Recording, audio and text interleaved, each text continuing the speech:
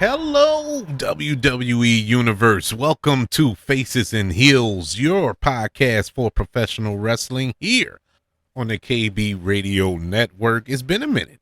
It's been a minute since I've recapped and reviewed or reacted to a WWE PLE for a number of reasons, which I'm going to get into, but I decided to come back for this one. And this is Survivor Series War Games, which came to us from San Diego, California. And this was the 39th annual Survivor Series. You know that this is a Thanksgiving weekend tradition for almost 40 years.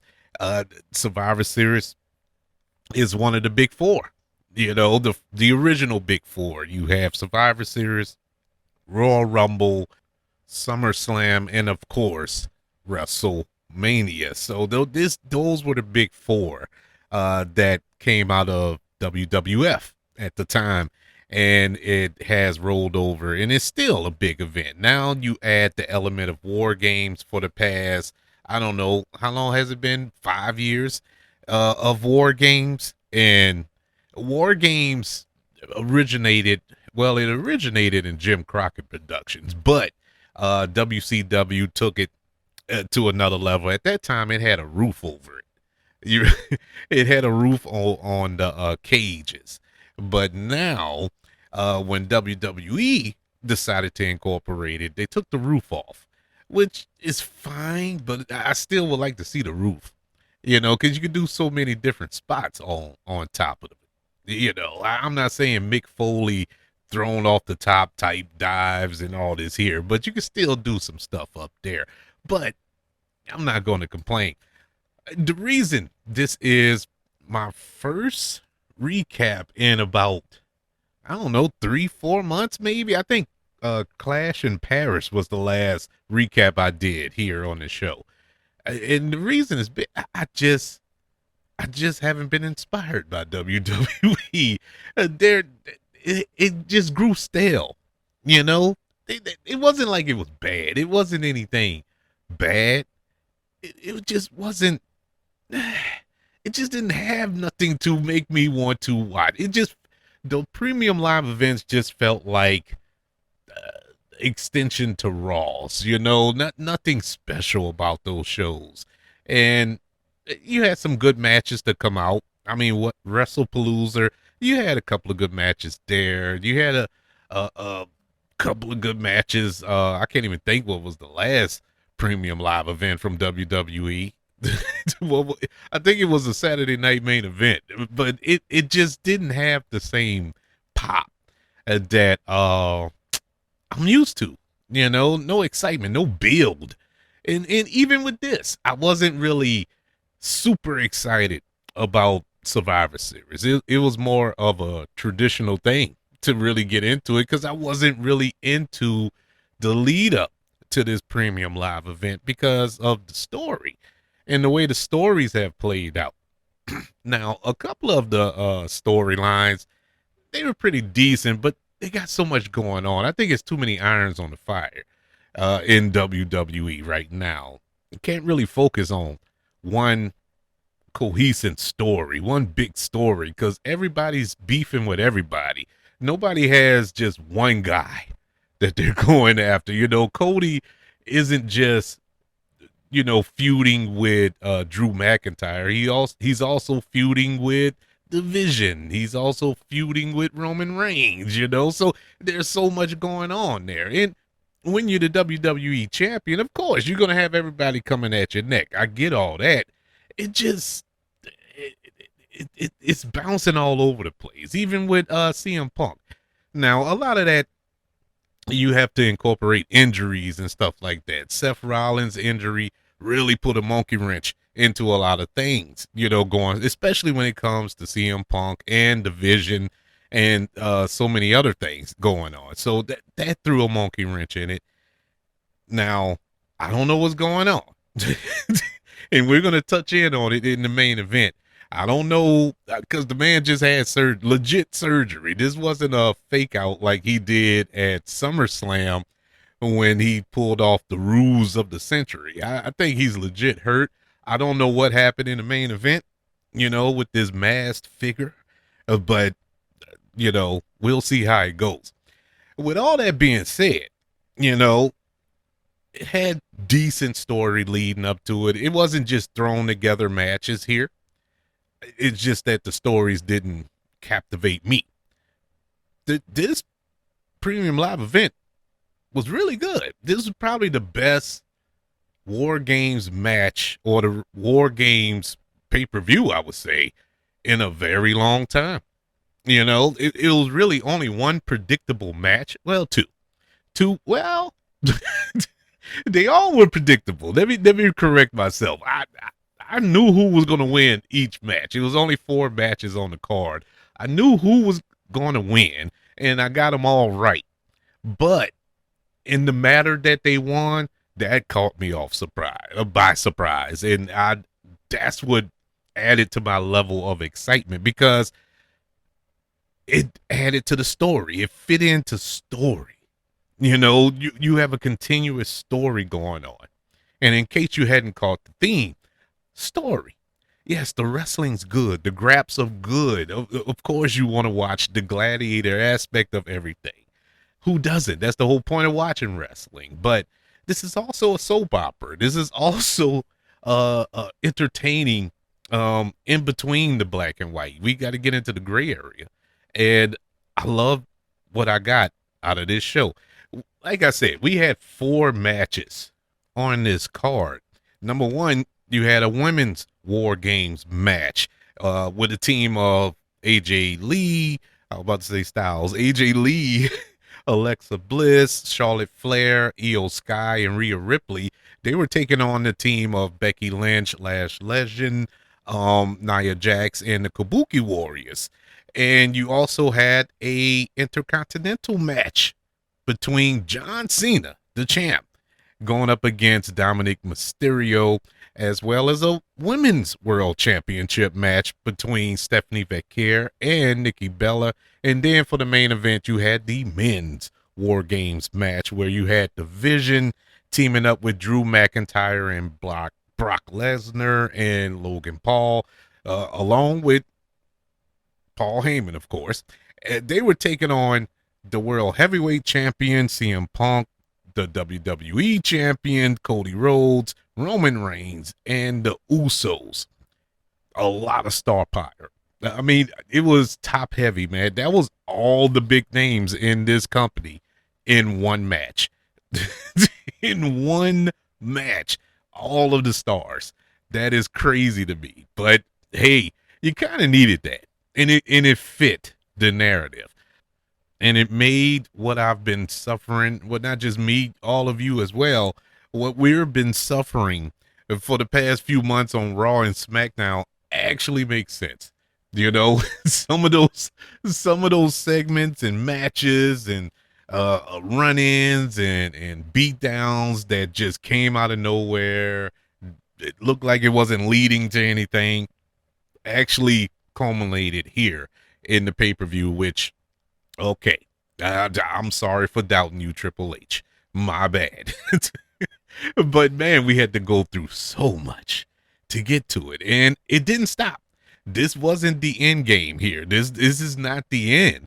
This is just another chapter that's the page we're going to turn to kind of lead us into WrestleMania season. I think this really set up a lot going into WrestleMania season. Normally, we don't get it kicked off until the Royal Rumble, but I feel there's a lot that got set up, especially in that main event. We'll get to that in a few moments, but let's go over these matches, beginning with the first match, the women's War Games match. And this, let me start off by saying I love the change that they did for this version of War Games. We didn't have the shark cages. Immediately I was bought in to this premium live event. Not that I hated the shark cages, but I never really gave it much thought until we didn't have the shark cages. It's weird. It's super weird. This show or these two matches, these two War Games matches, felt different. It had a kind of a Royal Rumble feel to it, where the next opponent comes out. But once we're counting down the clock, and then the next opponent comes out. It just felt more hype. The anticipation of who's coming out next was there, and it just felt more real. You didn't see them, you didn't know they weren't there on display, cramped up in these little shark cages with four other men and women. It just didn't make sense, and all of that came to fruition today. And I was like, why did we have the shark cage? What was the point? I think this was a great, subtraction, not addition, but a subtraction. It just gave it a new, fresh vibe to the match, and I think that's what we needed, because it was getting stale. It really was getting stale. Still is in a lot of sense. It's I can't put my finger on what you can change, but that was a good start. And so we start off with our first match of the night, the women's War Games match. AJ Lee, Alexa Bliss, Charlotte Flair, Iyo Sky, Rhea Ripley taking on Becky Lynch, Lash Legend, Nia Jax, and the Kabuki Warriors. This match,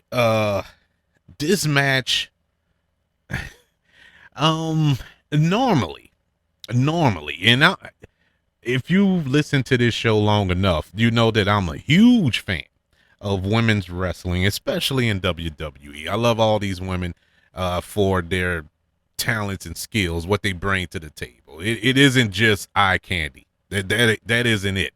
They really bring it. Those women go out there every week, and it's like they got something to prove, like they're trying to get to the level as, of the men, but I think they surpassed it. At least they have in my book. I really did enjoy them. Now, lately, it hasn't gotten stale, but it's like they're in a holding pattern, and, we're getting the same matches over and over. It feels like nothing new, nothing fresh. It feels like we're about to turn that corner. It does, especially with the addition of Lash Legend being called up from NXT. Didn't watch too much of her in NXT. The little that I did see, I was excited. I really was expecting her to be called up to be a part of like a stable with Jade Cargill or something like that. And that kind of would have been cool. But I'm cool with where she's at. And the way she was presented in this match tells me that they got plans for Lash Legend in the future, and I mean near future. Starting off this match, you had Charlotte Flair and Asuka. They kicked it off. First 5 minutes of the match gave us a traditional match to kind of start off decent. It was decent, didn't set the world on fire, but it was nicely paced, being as though they knew they had to go another 40 minutes in this in this match. But on a personal note, I still have a little disdain for Charlotte Flair and Asuka for their WrestleMania match from I forgot how long ago. What was it? Not 30. When it was in New Orleans last, because I was at that WrestleMania. I saw that match live.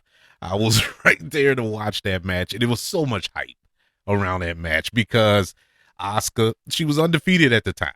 Asuka had just won the Royal Rumble, coming up from NXT. She was a beast. They really presented her well, real strong. Get into this match with Charlotte, who was the champion, and I was like, yeah, man, this is gonna steal the show. It didn't. It didn't. I think Charlotte won that match, and that's what really made me mad. I'm like, why did Charlotte go over in that match? Really? And Asuka hasn't recovered since. Asuka is great. She's doing great work and has been doing great work since, but not to the level she was in NXT and when she was first called up until we got to that WrestleMania match. It really lights a fire under my butt. I really cannot stay. They really made me mad. I was in the Superdome hot. After that, I didn't care what happened. I think the John Cena Undertaker quote unquote match happened after that, and then you had the main event. It was Brock Lesnar and Roman Reigns. I didn't even care. I didn't care. And then you had the and I know I'm going off a tangent here, but it's all coming back to my head. I got mad at the AJ Styles and oh my god, why am I blanking on his name? Tensei Nakamura. That's who. Yeah, I got mad at that. Once again, another one. A beast in NXT called him up. He won the Royal Rumble. He's challenging AJ Styles, and you got that match. And I was hot. Those two matches. But anyway, let's focus back on Survivor Series. Survivor Series kicked off with these two. It was all right. They had just had a match on SmackDown to see who would have the advantage going into this match, and it was Charlotte's team that had the advantage because she beat Asuka, and they kicked it off. First 5 minutes, all right, decent. Next entry, Iyo Sky. Iyo Sky, the undisputed MVP of WarGames matches, her and her trash cans, which made an appearance today, and she came in, man. If Iyo Sky isn't the best wrestler currently working, and I'm saying best wrestler, I didn't put a male nor female in front of it. Wrestler, point blank, period. Iyo Sky is great. Mic work, I mean, there's a language barrier there, so I'm taking that and throwing that to the side. I mean, in the ring, being able to connect with the audience, despite all that, being able to work a match with whoever, it doesn't matter who she's in the ring with or how many people she's in the ring with. And she is a beast. She is an MVP. She came in. We had a good face-to-face with her and Asuka. You know, there's history there that goes beyond WWE. The one thing that kind of confused me when Asuka and Iyo were going at it, I'm sitting there like, where is Charlotte? You know, Charlotte just disappeared for like 5 minutes in this match when Iyo came in, and it was a lot of that in this match. Well, I'll get to it at the end. But anyway, I'm like, man, where'd she go? Where'd she go? Even when the next person came in, who was Becky Lynch, it still took her a minute or so to pop back up. Becky Lynch, she enters, she takes control, gives some shots on Iyo, and then we get face-to-face with Becky and Charlotte. Look, we all know the history there. Started off as friends, became frenemies, then came straight up enemies. And they said at one point that they weren't going to work together again. They were not going to get in the ring with one another. That's how much disdain they had for each other. I mean, I remember an interview when Becky Lynch, this was years ago, she was in tears talking about Charlotte Flair, on how much love and respect she had for her, and how good friends they was in a car crash together and all this other stuff. It was like she was pouring her heart out, and it killed her, the fact that they can't be friends anymore. It was that deep. You know how mad you gotta be to not want to deal with somebody but express how much you love them. It's kind of like marriage, but we'll get into that another time. Anyways, they did lock up. They had a good back and forth. I actually enjoyed that part of the match a lot because they work well together. That was a part of the reason why it was so hurtful that they declared that they weren't going to work together again. But here we are. And so Becky gets the upper hand. Asuka teams up on them after she took out Iyo. So it was a team up on Charlotte. And then Alexa Bliss comes in to aid her bestie. And she starts laying out folk over. She starts laying out folk. It is hard to look at Alexa Bliss and take her seriously because Alexa Bliss looks like you could just pick her up and put her in your pocket. She's so tiny, you know. Now it's not like the women that was currently in the ring at this point were huge. You know, we get big girls in there later, but at that she still looked puny. You know, next to Becky Lynch, who isn't a healthy woman. You know, Iyo, she's not a big woman, but she just looks so puny, man. But I love Alexa Bliss. I really do. I wish they would do more with Alexa Bliss because she's a beast as a heel. That's what she needs to be, a heel.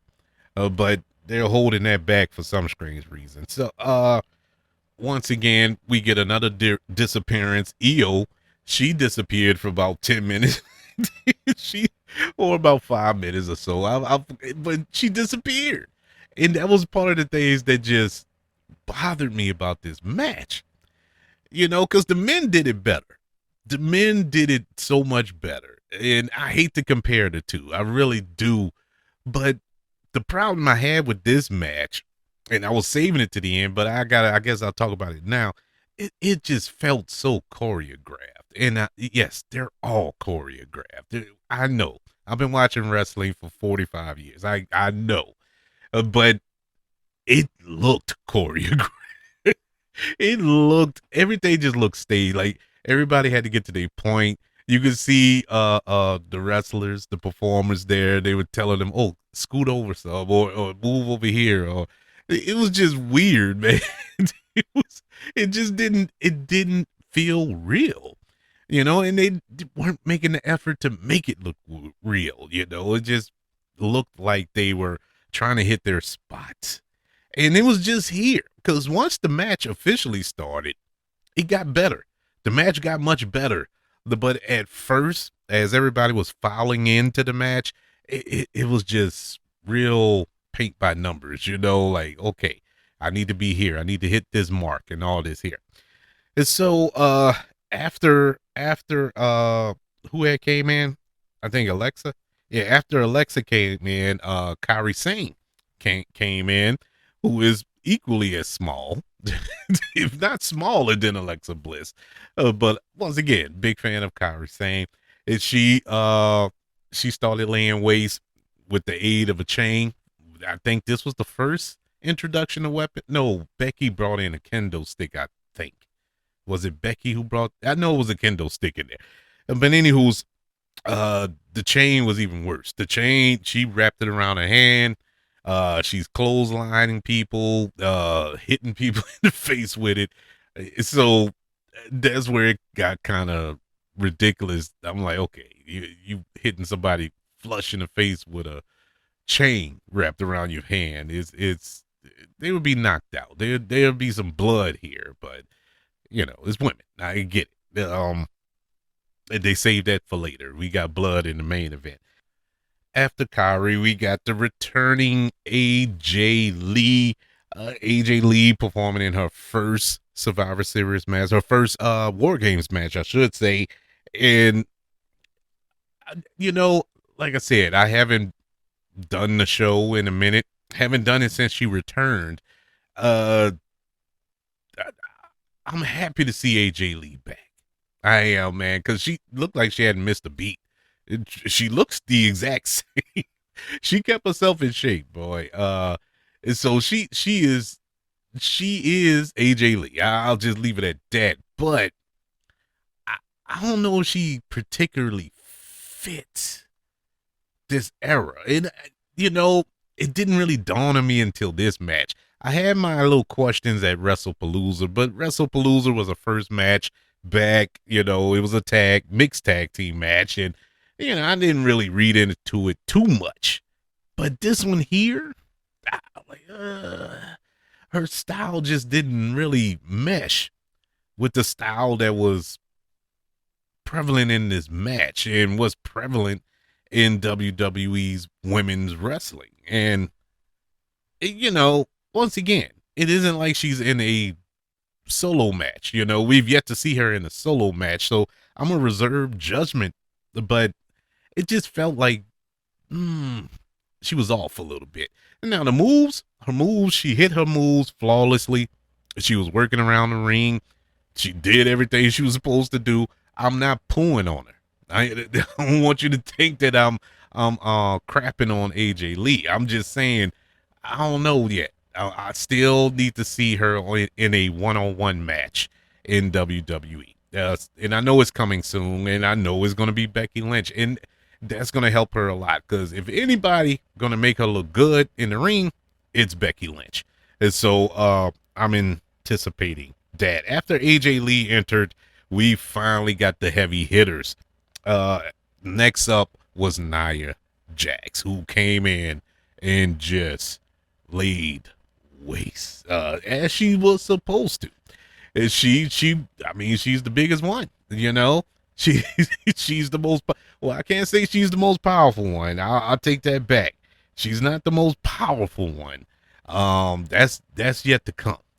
But I noticed something about good old Nia. Nia looked like she's slimming up on. It looks like she's still big, but she's not, and I mean big in a good way now. But she's kind of slimming up, trying to get her a little olive glass there. I'm like, okay, Nia, I see you, girl. I see you. But she's a beautiful. I mean, if anybody says anything negative about Nia Jax, they need to be shot. They need to go get their eyes checked. That woman, I don't care what her size is. She is gorgeous, and she works her size, But whatever. I'm going on a whole nother round. So we already know who's next up for the babyface team, and that is none other than the biggest babyface there is, and that's Rhea Ripley, who enters, and she brings all the weapons, trash cans, kendo sticks, and a Terrifier mask. She came in and did her thing, started working her way through the heel team. Nice little oh no, that's not yet. I'm about to get to that. But yeah, she did her thing when she came in. Next up for the heel team, and last, and this was the shock for me, last was Lash Legend. Soon to be Mrs. Trick Williams, Lash Legend. Congratulations to her and Trick. They got engaged on Thanksgiving Day. So good on them. But she came in last, and that speaks volumes. That says a lot that she's coming in last. So WWE is really getting behind Lash Legend. And when she entered, they really put the exclamation point on it, because she laid out everybody, showed off her power. I'm anticipating a lot of big matches from her, and we got a little tease with her and Rhea Ripley. Oh boy, I can't wait to see that in live action, bro. That one-on-one battle between those two, it won't be coming soon. I know a lot of us are, foaming at the mouth for WrestleMania. Oh, Lash Legend and Rhea Ripley. Let's pump the brakes. Lash Legend just got there. There's plenty of time to get to that. We can set that up for next year's WrestleMania or whatever, SummerSlam or something like that. There's no need to rush. And that's part of the problem with WWE. That's part of the problem with pro wrestling and as a whole. We want to rush into these dream matches. And then after that, then what? Let's take our time. Let's build up to the big match. Let Lash Legend go through her little trials and tribulations and work her way up the ladder, and then they can clash, and it will pay off better. It'll feel better. Don't just throw her in the ring. I appreciate what they're doing with Roxanne Perez. Roxanne Perez dominant in NXT. I'm glad they didn't have her come in there like a Stephanie Becker, who just picked up where she left off, collecting belts. And I'm not mad at that. That works for Stephanie Becker. But for Roxanne Perez, you can build around her. And so they're building, they're making it, when that moment happens, it's going to be impactful. And that's the whole point. To reiterate what I said before, I didn't watch too much Lash Legend in NXT. The little that I did, I thought she was all right, but nothing really screamed, "Oh man, can't wait to see her on the main roster."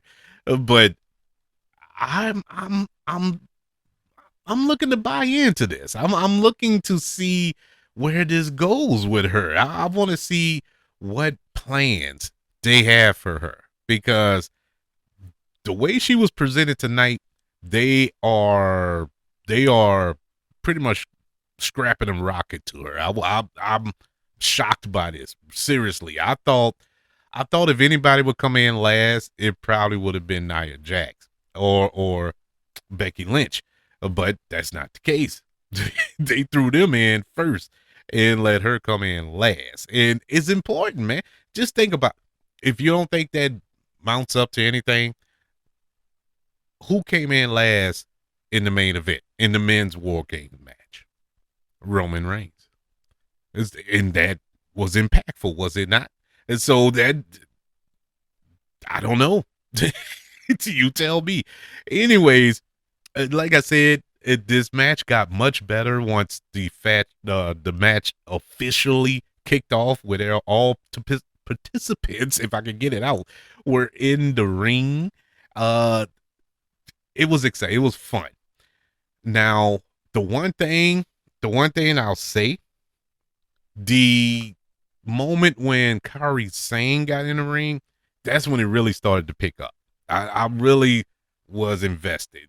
All that clunky choreographed feel of the match went away once Kairi Sane got in there, because she looks like she's just a energized bunny, just running around, just doing stuff. It just added a new element to the match that made it feel real, and then it really got real. Another thing, I was going into this like, man, I pray that Iyo Sky does not dive off the cage with a trash can over her head. That was my only wish. It really was. That was my only wish, because she's done it every year. I'm like, man, do something different. Do something different. Now, she came in at first with the trash lid. So I already knew the trash can wasn't far behind, but at least she started off with the lid. I'm like, okay, I can live with that. But hey, my wish was dashed away.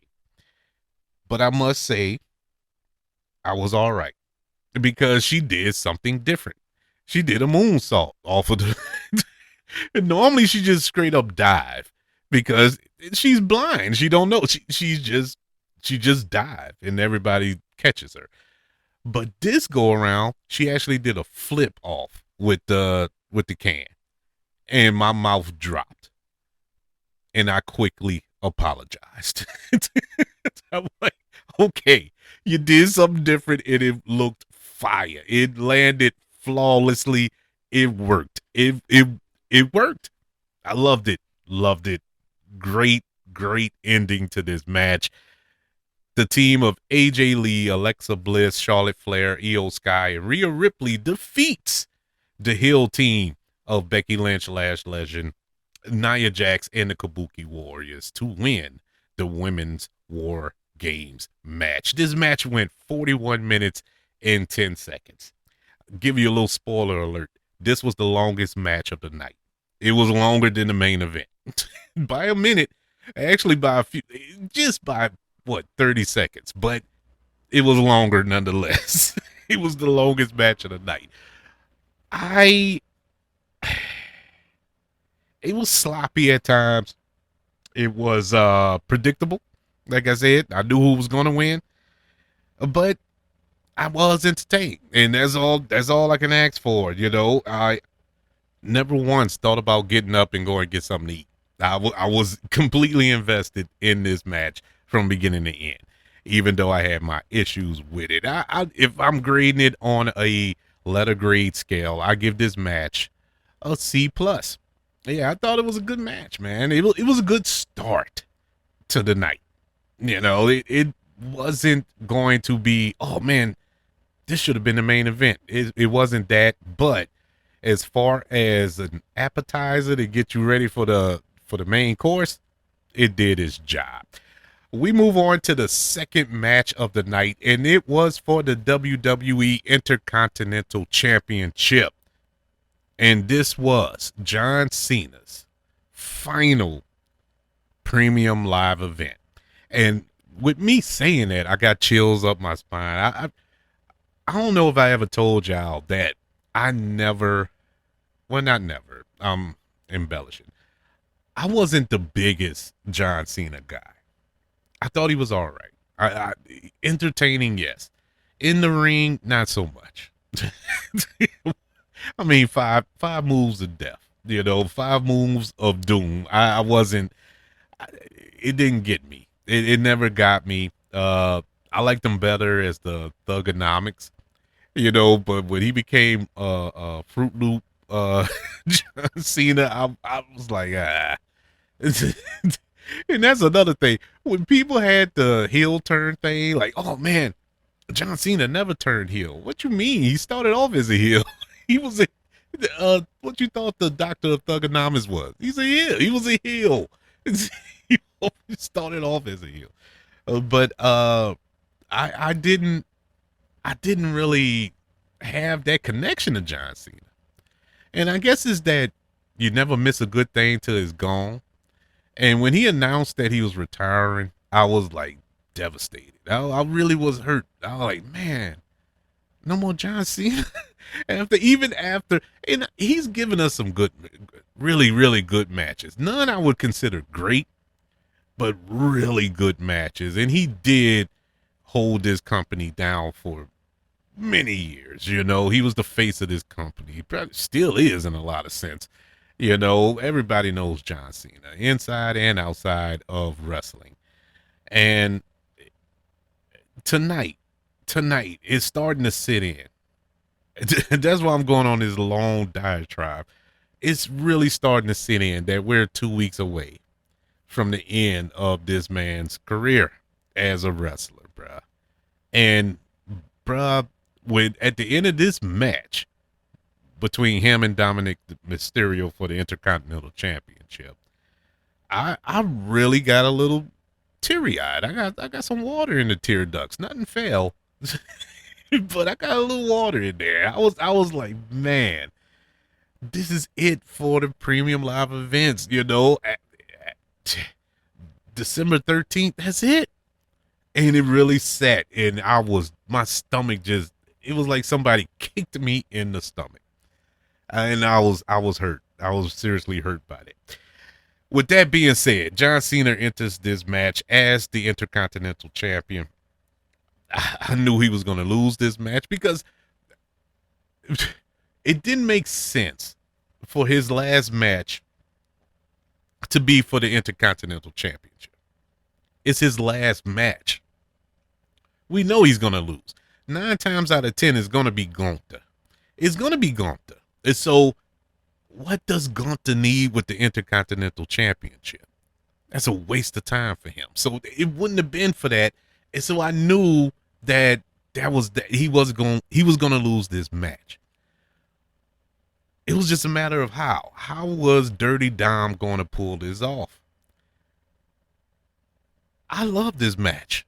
This was, as much as predictable as this was, I have never been more entertained.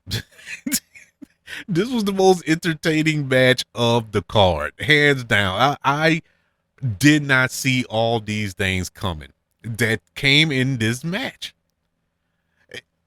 At one point, I was pulling for Cena. I wanted to be wrong. I wanted Cena to win because Cena was out there. He was doing his thing, man. And to Dom's credit, Dom, I'm going to do equal share here since I gave John Cena his flowers. Let me give Dom his. I was telling a friend of mine a couple of weeks ago, we were talking about Dominic Mysterio, and I said, let me tell you, Dominic Mysterio is currently my favorite wrestler all around. He is killing it, man. I love Dominic Mysterio. He has it. He gets it. He now it helps. It helps that your father is one of the greatest of all times, but he gets it's not even about his father. You could take the Mysterio off his name and he is holding it on his own. And I think that's why I respect him more than anything. He doesn't really, that's not what he's not a Nepo baby. He's not doing this. It's weird to say. Let me run this back. Let me try to formulate this better. Yes. Do he use his father's moves? Yeah. The 619? Yeah, of course. Of course he does. Does he always bring up his deadbeat dad? Of course he does. But there's more to it than that. It's his swag. It's his vibe, his attitude, his style of wrestling. It's just everything he does inside and especially out is perfect. I used a prime example of there was a segment on Raw when Rusev and Penta were backstage and they were arguing on who was gonna face Dom for the Intercontinental Championship. I think this was at right before the last Saturday night main event. And Rusev was just standing in the hallway and Dom was coming around the corner. And the way the camera was set, Dom, he saw Rusev and just the look on his face and he just ran off the other direction. I don't know why it's just seared in my brain as one of the greatest moments on Raw. It was just that little thing that he did in his acting at that moment was spot on perfect. And I just love the dude. And after this match in particular, just amen everything that I felt about him. We start this match off pretty basic. Thought this was going to be a pretty formulated match between John Cena and Dom, and it took a turn. It took a turn. If you don't know, last week on Raw, Penta, and we sending prayers and thoughts to Penta, who got injured on Raw in the Last Time Is Now tournament when he tried to Hurricane Rana and he fell on his shoulder, and I think he messed up his shoulder.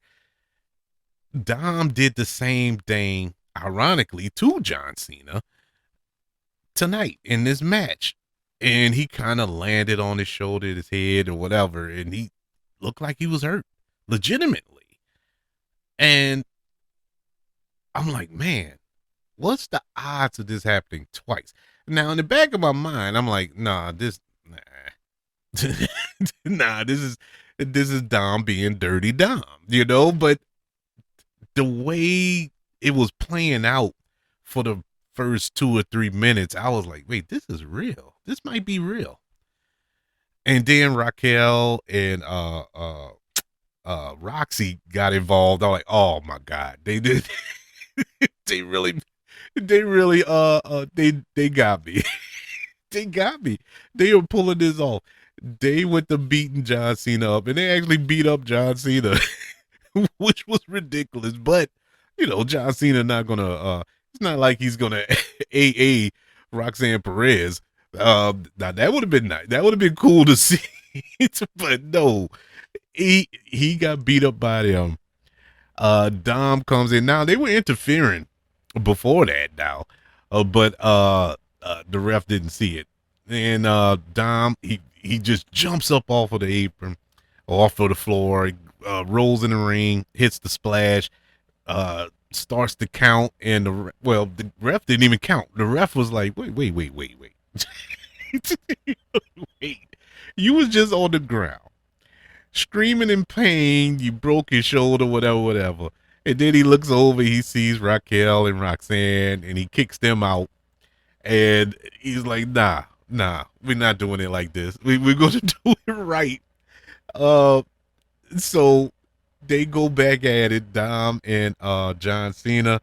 Um, John Cena, was it John? Yeah, John Cena knocked out the ref. He knocked the ref out accidentally, knocked him out the ring. And then you see the rest of the Judgment Day come out. Finn Balor and JD McDonough, who they began beating up on John Cena. Now, John Cena wouldn't hit a woman, but he would hit them. So he went fought back on them and hit a double AA on them. That was the best looking double AA ever. It took him 20 years, but he finally hit that double AA perfectly with JD McDonough and Finn Balor. It was perfectly executed. There's more back and forth between Dom and John, and suddenly we hear Liv Morgan's music. I kind of had a feeling she was coming back. WWE teased it. I don't know why they do these teas. It spoils the surprise. It doesn't, let it be a actual surprise. But they was kind of spoiling it on social media that Liv was coming back. But whatever. We're happy to see her back. She comes back. She slaps Don. And you're like, okay. And I thought it was going to be a little swerve. But then it set in. I was like, wait, no, it can't be this easy. And when she jumped into John Cena's arms, I was like, oh, is she going to give him the oblivion? Or at least attempt to give John Cena the oblivion? Which would have been cool, but that's not what she did. It was a fake hug. Low blow John Cena. Threw him in the ropes. Dom hit the 619, then hit the splash. 1, 2, 3. He regains his Intercontinental Championship, making him a 2-time Intercontinental Champion, along with being a AAA Mega Champion, as well as he leaves the ring holding the belts and Liv Morgan. John Cena, he's laid out in the ring, and this is where it hit me. This is the moment where the emotion started. I was like, oh man, this is the last time. At least for a premium live event, we got one more. But that was cool. And I know a lot of people were upset that this match was taking place because this is John Cena's last run. Why is he wrestling Dominic Mysterio twice? And you got a tournament going on where people are legit getting hurt in this tournament. Penta is out for a while. Sheamus is hurt. He's out. They're in this tournament and they, fighting for the chance to be the last man to face John Cena in his career. And Dominic Mysterio just, voila, gets 2 matches in a 1-month span, with John Cena. It was supposed to be this way. And this match was supposed to go exactly how it went. Dominic couldn't beat John Cena straight up. It keeps John Cena looking like John Cena, like the superhero, and it keeps Dominic Mysterio looking like the slimy, backstabbing, cheat to win character that he is. And so it was perfectly done, Was it necessary to have 2 matches? Maybe not. Would I prefer to see John Cena face somebody else? Sure. But with him having the Intercontinental Championship, it had to go this way. It had to, because he couldn't go into his last match holding a belt. That would have been ridiculous. And so if I had to grade this match on a letter grade, I'd give it a B+. I thought it was really good. It was really, really good. Our third match of the night is for the Women's World Championship. The champion, Stephanie Becker, takes on Nikki Bella. This was the one match that I wish was not on this card. This is the one match I wish didn't happen, period. And there's no slight on Stephanie Becker. Huge fan. Huge. It's huge. I, I'm pretty sure I'm not the only one. There's no bigger crush currently going on right now than my crush for Stephanie Vaquer. I will risk it all for Stephanie Vaquer. But she's a beast in the ring as well. She deserves everything that she is currently holding, and which is that belt right now. And no slight on her, but Nikki Bella, bro. Nikki Bella. Nikki Bella never was. Look, with all due, and I mean with all due respect to Nikki Bella, Nikki Bella was never a ring worker like that. She was a Divas era wrestler. That's what she was. You know, she wasn't there for the graps. She was there for the eye candy, along with a lot of women in that era. You know, WWE didn't take women's wrestling seriously during that time. It was all about who looked the best in a skimpy outfit in the ring. That's all it was about. And she played her role well, because she did look the best in the skimpy outfit. And so, I mean, I'm not knocking her for that, but I mean, as far as her in-ring skills, in comparisons to Stephanie Vaquer, not even close. Not even close. Now, I give Nikki Bella this. This was her best outing since she's returned. And I think a lot of that probably goes to Stephanie Vaquer carrying the match, but she had no business being in the ring with Stephanie Vaquer. This match was lame. This was the worst Stephanie Vaquer match, man. I wasn't entertained at all throughout this match. Now, the one thing that did entertain me, you know, aside from the Devil's Kiss, was the corkscrew splash. That is a thing of beauty. That is one of the best finishers currently in wrestling. Her execution, it's just perfect. And that's not an easy move to execute. And she does it flawlessly. Man, what a move. And she nailed it. The one she did to Iyo to win the Women's World Championship at WrestlePalooza was I thought was flawless. This one was better. I mean, perfect.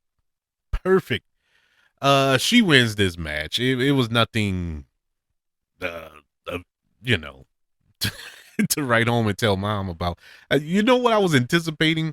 I was waiting for the moment Brie Bella to come out from underneath the ring. I really was waiting. I thought Double Trouble was in play, because I didn't see any other way Nikki Bella had a shot at winning this match. But that didn't happen. Stephanie Vaquer wins clean. On a grading scale, I give this match a C minus, and I'm being very kind. I think most of that is because of my love, if I can use that word, for Stephanie Vaquer. But other than that, this match was what it was. We move on to the main event of the evening, and it is the men's War Games match, and this was an all-star battle. We had the Vision as Braun Breaker and Bronson Reed with Paul Heyman, along with Brock Lesnar, Drew McIntyre, and Logan Paul, going up against basically a bunch of champs, either champs or former champs. You got the current World Heavyweights champion, CM Punk, the current WWE champion with Cody Rhodes, the former both with Roman Reigns, and the former tag team champions with the Usos, and the former heavyweight champion with Jay. Just a bunch of former champs, you know, and it was a lot of hardware on that side of the fence. And so plenty of star power. We start off the match with, once again, this was a shock. I was shocked that Bron Breakker and CM Punk started this match off.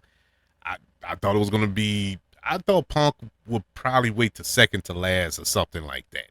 You know, I didn't think they were gonna come out hot, and they came out hot. This is a match that I was thinking WWE was probably saving for, I don't know, Royal Rumble maybe, not so much WrestleMania, but Royal Rumble with CM Punk and Bron Breakker, because I see Bron Breakker being that dude. And we'll get to the end of this match, which kind of helped that theory. But they are teasing that Bron Breakker is in for some breakthroughs. No pun intended. But they started off the match. It started just like you would think, pretty brutal. Bron Breakker, of course, had the upper hand, being the stronger, younger, faster guy. CM Punk showing his wisdom, his experience, getting the upper hand at times as well. Good start to this match, well paced. You know, you don't want to get CM Punk blown up early. You know, he's not a spring chicken, and so they properly paced the opening minutes of this match before our third contestant came in, and that was none other than Drew McIntyre, one of CM Punk's hated rivals. Had the best feud in 2024 between those two. And so now you got CM Punk between a rock and a hard place, literally, with the feud of the past with Drew, feud of the future with Bron Breakker. Oh man, he's in trouble. And it exactly what you thought. You started off with Drew entering the cage and immediately hitting CM Punk with a Claymore kick. I mean, immediately. And I was like, okay, this is not going to go well for Punk. This is going to be a long 3 minutes. And it was. They took it to him before his help arrived, and it was none other than the WWE champion, Cody Rhodes. Sprinted to the ring to help his boy and even out the odds. Pretty good back and forth between those two, especially with Drew McIntyre. Drew McIntyre had recently got suspended for attacking Cody Rhodes or attacking a ref, actually, but that was after he beat up Cody Rhodes, and then he jumped Cody Rhodes in his tour bus a couple of weeks ago, leaving him a bloody mess. And so that assault continued. By the end of their little beatdown in this little 3-minute interval, you had blood. Cody was bleeding and CM Punk was bleeding. It was and that's how it was supposed to be. You know, and they saved it for the right time and they saved it for the right people. And it was kind of weird to see both champs, you know, heavyweight champion and the WWE champion, leaking like that in this ring. But that's how they left where we're leaving them until Logan Paul. He entered the ring to zero fanfare. Look, I'm with everybody else, or with the vast majority who hates Logan Paul. It's hard for me. It's really hard for me because the dude performs at a breakneck pace in that ring. He is awesome in that ring. Awesome in the ring. Outside, could care less, but in the ring, he is really committed, man. This isn't something that he's just doing. You know, when you see some celebrities that come in for matches, you know, little special matches that they have, you could tell that they're just doing it to do it. Not him. He really is committed to this. He's all in. I mean, character and all. I got to give him that. I'm going to give him that. You know, but he comes in, you know, he has a little feud with CM Punk as well. He wants a shot at the World Heavyweight Championship. Also, that leads us to Jimmy Uso entering the match. to once again even out the odds, or actually get the upper hand at this. Oh, no, to even out the odds. To even out the odds. He does his thing. Pull Jimmy. Jimmy Jimmy, I feel the same about Jimmy as I do about Jay, and I'm gonna get to Jay in a sec. But I don't. I just don't see. They are a great tag team. I'll put it that way, and we're gonna move on. And so they're doing their thing. Jimmy allows the babyface team to kind of get the upper hand, or yeah, to get a little upper hand, even out the odds, and then Bronson Reed enters, and Bronson Reed lays out everybody. Bronson Reed comes in and immediately hits not one, not two, but three tsunamis. Hits one on CM Punk, one on Cody Rhodes, and one on Jimmy Uso. It was a thing of beauty. And at this point, the babyface team is done. The babyface team is all laid out. They're I don't know who could come in to save them. We already know that Roman's not going to be next. They're not going to save Jay for last. At least I was hoping that wasn't the case. But either way, neither one of them was going to come in and help him at this point.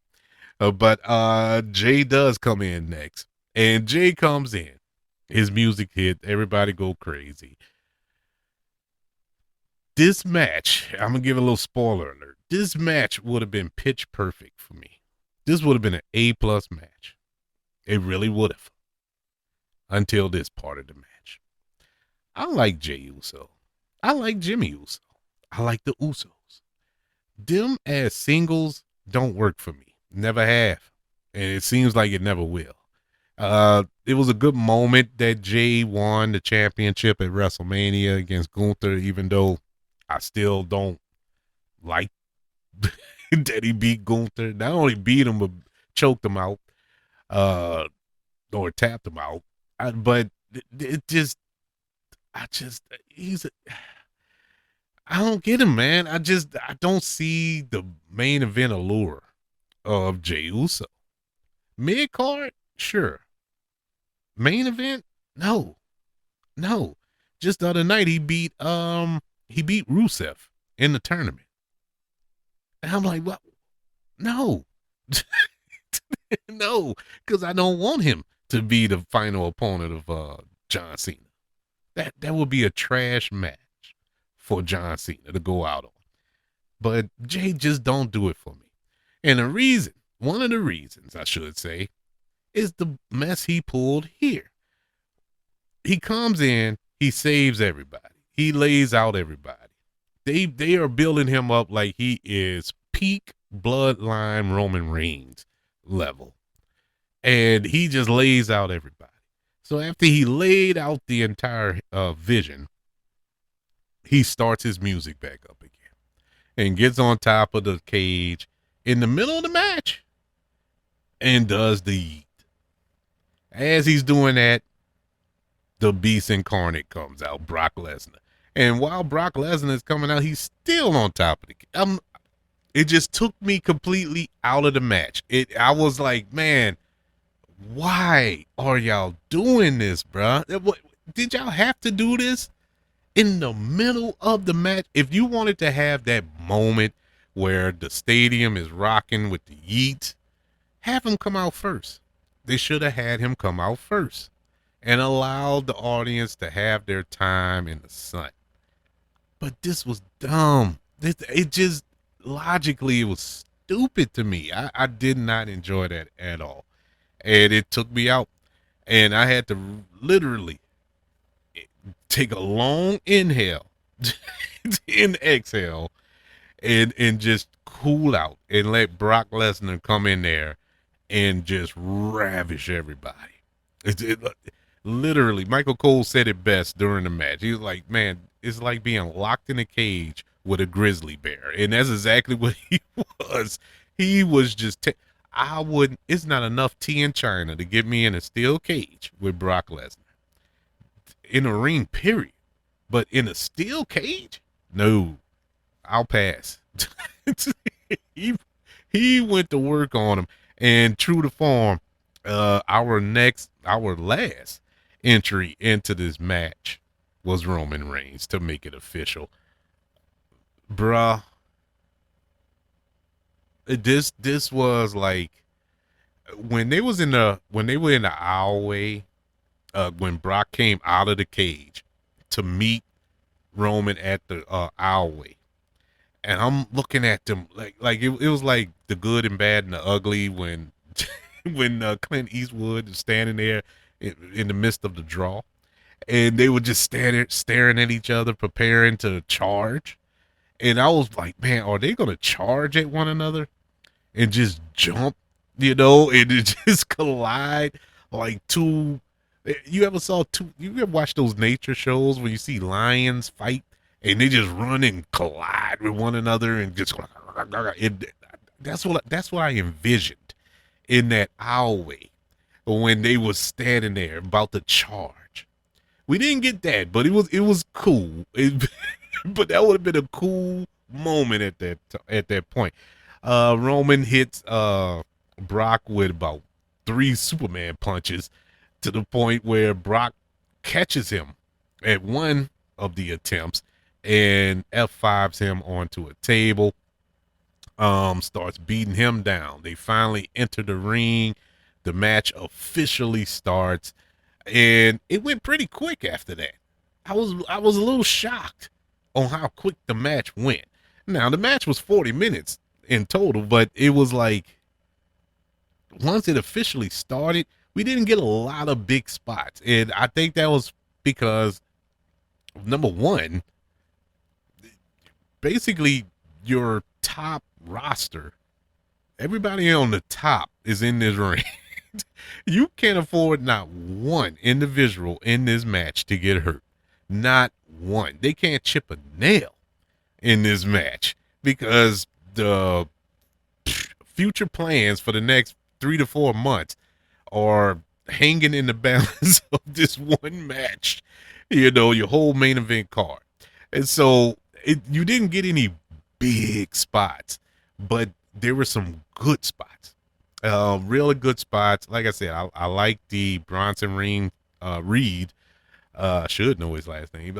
Bronson Reed tsunami sequence, which was cool, kind of a full circle moment. We know that he hurt his foot, broke his foot last year at this event and in this match that had him out for about 6-7 months or something. So this was full circle for him. Roman came in and looked like the tribal chief that he is, unstoppable force. And then you had the immovable object in Brock Lesnar, and it was some it was some good clashes in this match that led to the mystery guy.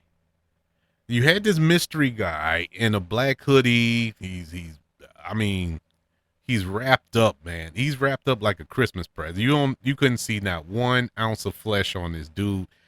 Enters the ring, super kicks CM Punk, and then curve stomps him and runs back out the ring, or climbs out the cage and leaves. Who is this? Now, when he first got into the ring, let me tell you where my mind went. Chris Jericho. I thought Chris Jericho was going to make his return. That's been talked about, rumored for a couple of months now because his contract at AEW is coming up, if not up already. And I was like, okay, that would be cool. If he joined the Vision, that would be cool. Something like that. I don't know. You couldn't pay me to give you my true thoughts on who I think that is. I don't think it's Seth Rollins. Now, once he did the stump, I knew it wasn't Chris Jericho, but it still can be. It still can be, but I'm not. I don't know, man. The way his body is shaped and how quick he moved, I don't think that's Chris Jericho. But I don't know. I don't know who that could be. Anyways, that led to a big spear from Bronson Reed onto CM Punk for the 1, 2, 3. and Vision and the heel team wins, comes out victorious. Now, there's a lot you could take away from this. Number one, Bron Breakker pinned CM Punk, the heavyweight champion. There's a lot there. That's a lot to unpack there. You know, like I said, to start this match, that's the two that started this match. That's kind of been teased for the last month or so as a potential, I don't know, main event for PLE. I don't know WrestleMania per se, but soon. Or it could be WrestleMania. Who knows? We'll see. Or it could be sooner than that. It could be at the Saturday night main event that's coming up. But I don't think that. I don't think they're gonna have any other matches. I think it's gonna be that one match with the John Cena match. Cause that's all everybody care about on the 13th. But it coming up soon. Soon we're gonna get Bron Breakker versus CM Punk because he pinned the champ. You know? But my biggest takeaway in this match, all the champions lost. You know, in this match, not over the course of the night, because Stephanie Vaquera did win, but your heavyweight champion lost and your WWE champion were left laying in the ring bloody. Both of them left in the ring bloody. There's a lot there. And then you have Roman Reigns kind of burying the hatchet with CM Punk. They shook hands and fist bumped, but not with Cody Rhodes. Not with Cody Rhodes. He helped up Punk. He just looked at Cody and told him before he walked out the cage that this is the last time I'm gonna team up with you, and walked out. So that's possibly setting up Roman versus Cody 3 at WrestleMania. And that's probably setting that up. I don't want to see that. That's we've been there. You know, we've been there. It's time to move on for that. But you know, it's time to get the belt off Cody. I will say that. You know, because there's not as much as Cody is your prototypical traditional champion. He hasn't done anything with that belt. It is nothing has happened with that belt since it's been around his race. I would rather Roman. You know, and you wouldn't have heard that from me 6 years ago. You wouldn't have heard that from anybody 6 years ago. Put it on anybody but Roman. But man, that bloodline storyline, still the greatest storyline in all of wrestling. And I think they pulled the plug on that a tad bit too soon. But I give this match an A minus. I was gonna give it a B plus, but I give it an A minus. You know, I'm telling that yeet in the middle of the match, bro. I just cannot get over that. I cannot get over that. But overall, good night, good card. I enjoyed the matches. You know, even the women's world championship match. I mean, it didn't bore me, but that could have been on Raw. It didn't need to be on this premium live event. But what I did enjoy about these matches, this PLE, the most is the stories, is the storylines going in and what's continuing going out. Because now you have more questions, you know, more questions, more things to look forward to going forward. You know, who's the mystery guy? What's next for Bron Breakker and CM Punk? What's next for Cody Rhodes? What's next for Stephanie Vaquera? Who's going to step up next and challenge her? We still waiting to see who will be John Cena's last opponent in a couple of weeks. AJ Lee, Becky Lynch, what's up with that? Or, you know, so many questions. But I did enjoy War Games this year. I really, really had a good time. I hope that you did too, and I hope that you had a good time listening to me recap this Survivor Series War Games from San Diego. I had fun. Hope you did too. I would love to know your thoughts. What do you think? Who do you think the mystery man in the hoodie is. Let me know in comments and by email.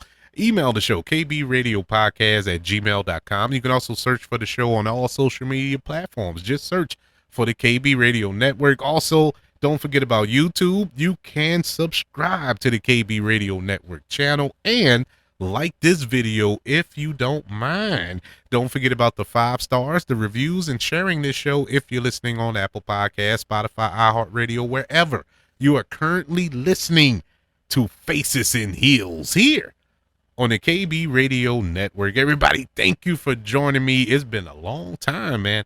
Long time. But I'm back, baby, and I'm back for good, hopefully.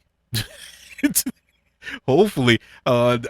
Triple H, man, keep it up, bro, because the last few months has been a chore. And so if things keep going the way you set it up tonight, we're in good shape.